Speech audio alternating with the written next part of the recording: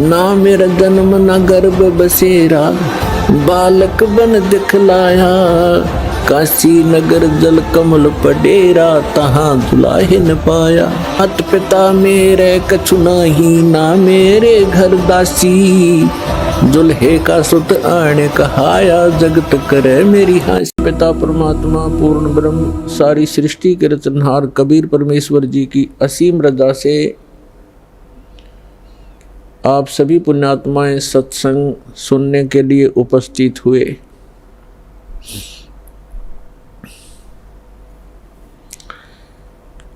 सत्संग में आने से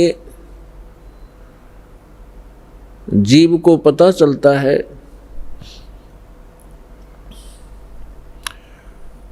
हम कौन हैं, कहाँ से आए हैं। यहाँ ये मरने और जीने की व्यवस्था किस कारण से बनी हुई है, इस बात को प्रत्येक प्राणी महसूस करता है। जन्म हुआ अच्छी बात, परिवार हो गया बहुत ही अच्छी बात, पुत्र पुत्री हुए, संपत्ति कोठी बनी, बस क्या कहने। और फिर मृत्यु, ये मृत्यु वाली बात है, ये खटकती है।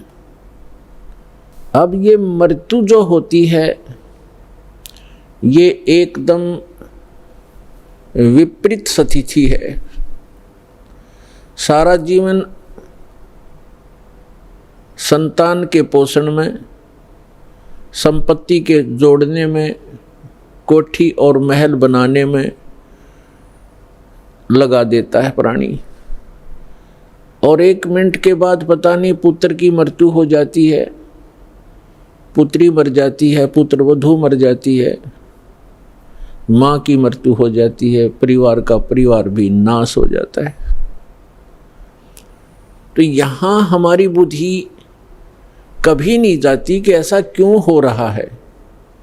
हमने एक ये परंपरा मान ली कि ऐसा होता ही है, ऐसा होता है, सबके साथ हो रहा है, इसलिए दुख तो होता है। लेकिन शेष बचे हुए ये सोचते हैं हम तो अभी कुशल हैं, बस ऐसे हम अटकलबाजी से यहाँ जी रहे हैं। तो परमात्मा कहते हैं साथी हमारे चले गए। हमें समझाने के लिए परमात्मा अपने ऊपर ही उदाहरण दे रहे हैं। कबीर परमात्मा जी ये हमारे पिता हैं। साथी हमारे चले गए, हम भी चालन हारे।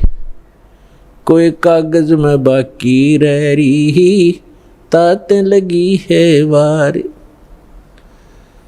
कोई कागज में बाकी है, कोई श्वास शेष हैं आपके, इसलिए देर लगी हुई है आपको। और जो चले गए संसार छोड़कर, उनके भी, उनकी आशाएं, उनके इरादे, उनकी सोच यही थी कि अभी मृत्यु नहीं होगी।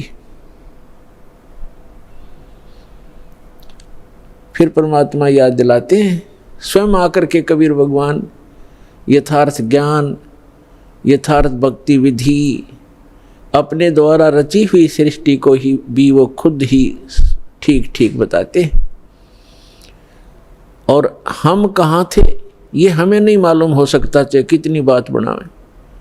ये तो रचनहार ही बता सकता है कि आप यहाँ क्यों दुखी हो रहे हो, ये मरने जीने की व्यवस्था कौन सी अच्छी है। इस बात को सभी मानते हैं कि अच्छी नहीं है। तो इसलिए परमात्मा हमें जगाना चाहते हैं, यथार्थ ज्ञान हमारे हृदय में उतारना चाहते हैं, पहले ये बता करके कि जिस व्यवस्था में आप व्यवस्थित हैं और जिन क्रियाओं में आप तत्पर हैं, यदि आप परमात्मा की साधना भक्ति नहीं करते हो, मोक्ष प्राप्ति का प्रयत्न नहीं कर रहे हो, तो ये क्रियाएं तो पशु पक्षी भी कर रहे हैं। तो मानव शरीर की क्या आवश्यकता थी जिसमें परमात्मा ने अच्छी सोच दी है, बुद्धि दी है, और समय पर गर्मी सर्दी प्राकृतिक आपदाओं से बचने की व्यवस्था भी हम कर सकते हैं। जैसे गर्मी से बचने के लिए कोई झोंपड़ी महल मकान बना सकते हैं, इतनी बुद्धि भगवान ने दी है। समय पर आहार करने के लिए हम पूर्व संग्रह कर लेते हैं, अन्न इकट्ठा कर लेते हैं, और गर्मी सर्दी से बचने के लिए भी हम कोई झोंपड़ी महल बना लेते हैं। इसका उद्देश्य क्या है? इसका उद्देश्य ये है, इन सब सुविधाओं को परमात्मा ने इसलिए दिया है कि आप प्राकृतिक आपदाओं से डिस्टर्ब ना हो सकें और भक्ति करते रहें। जैसे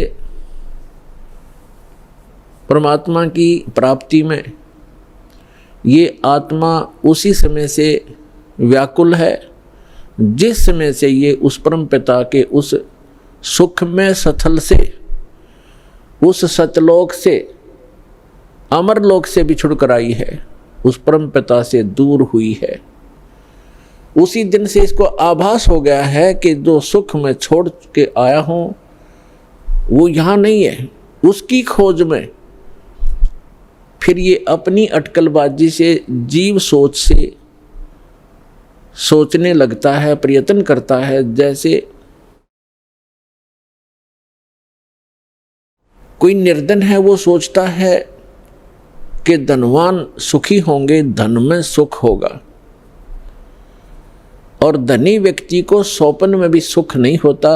पुण्यात्माओं, निर्धन को तो ये बात जचे नहीं कि धनवान सुखी नहीं, लेकिन किसी धनवान यानी मायाधारी से मिलकर देखना उसके ऊपर कितनी समस्याओं का पहाड़ होगा, आप सोच भी नहीं सकते। जहां माया है वहां शीतलता नहीं हो सकती, जहां भट्ठी अग्नि की तप रही हो वहां शीतलता नहीं हो सकती।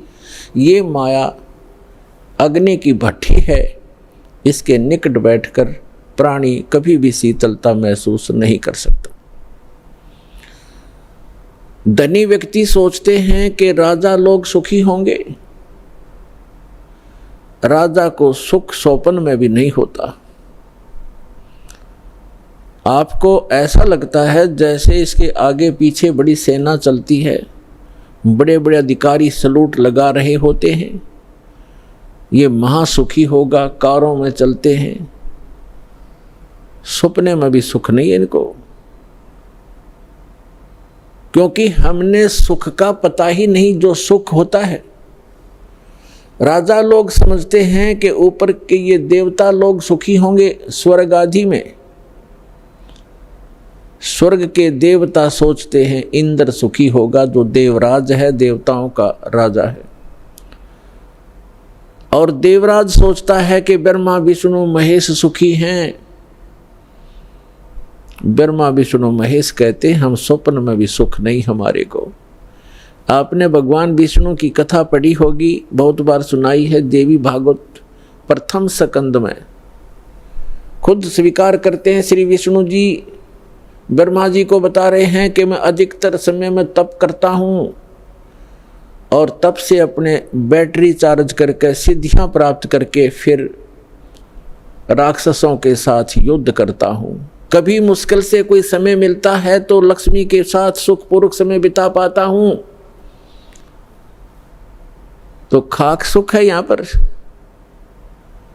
परमात्मा बताते हैं झूठे सुख को सुख कहे, ये मान रहा मन मोद, सकल चबीना काल का, कुछ मुख में कुछ गोदे।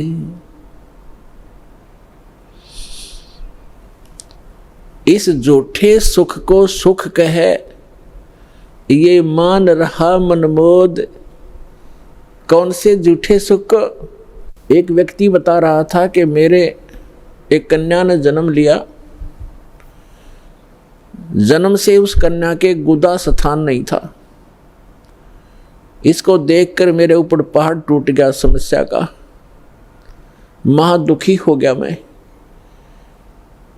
डॉक्टर के यहाँ लेकर गया मेडिकल में, जिस वार्ड में मेरी बेटी को भर्ती किया उसमें ऐसे 3-4 केस और थे। तब मुझे कुछ राहत मिली कि मेरे जैसे और भी दुखी हैं।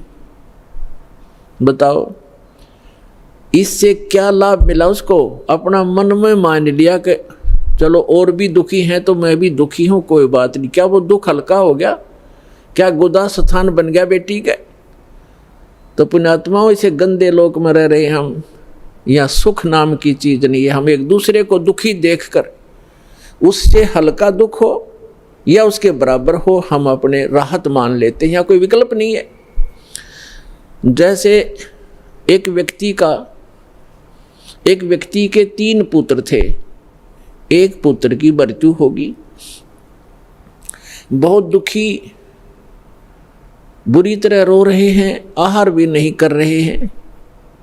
शोक व्यक्त करने वाले व्यक्तियों में एक ऐसा व्यक्ति उपस्थित था जिसका एक ही पुत्र था, वही मृत्यु को प्राप्त हो चुका था। तो सांत्वना देने वालों ने कहा कि देख भाई, यहाँ तो ऐसा ही है, सभी की मृत्यु होती है, ये तो भगवान हवाला बात है, चिंता मत करो। देखो ये भाई बैठा है, इसको देख कर जी ले, इसका इकलौता पुत्र था, उसी की मृत्यु होगी, ये भी तो अपना समय व्यतीत कर रहा है, धैर्य कर। तो तब उस व्यक्ति को कुछ हौंसी आई, हाथ मुंह धोए, कुछ देर में खाना भी खा लिया। अब उसने ये सुख मान लिया कि देख इस बेचारे का इकलौता पुत्र था और वो ही मर गया, मृत्यु को प्राप्त हो गया। शुक्र है मेरे तो 3 हैं, 3 थे, मेरा तो एक ही मरा है, 2 तो बचे हैं। पहले इससे सुख मान लिया। क्या वो बेटा वापस आ गया? तो यहाँ परमात्मा कहते हैं झूठे सुख को सुख है ये मान रहा मनमोद, और सकल चबीना काल का कुछ मुक्त।